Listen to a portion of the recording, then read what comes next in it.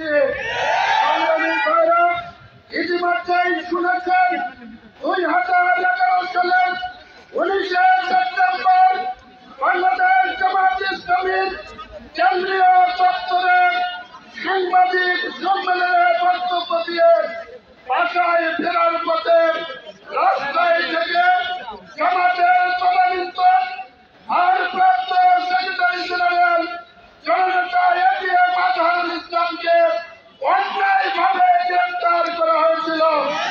এই গ্রেপ্তারের পরে রিমান্ডের নামে পৈশাচিক নির্যাতন করে শারীরিক এবং মানসিকভাবে তাকে অসুস্থ করে ফেলা হয়েছিল।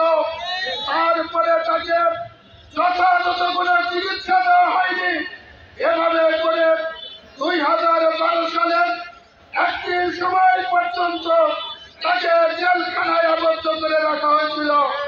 12 সালে তিনি সকল মামলায় জামিন নিয়ে জেলখানা থেকে মুক্তি পেয়ে নিজ বাসভবনে যখন উঠেছিলেন, সেই সময়ে পুলিশের বাইরে আইন শৃঙ্খলা রক্ষাকারী বাহিনী সকল বাহিনী মিলে একযোগে তার বাড়িতে চতুর্দিকে television camera, CC camera set করে তাকে গৃহবন্দী করে রাখে এবং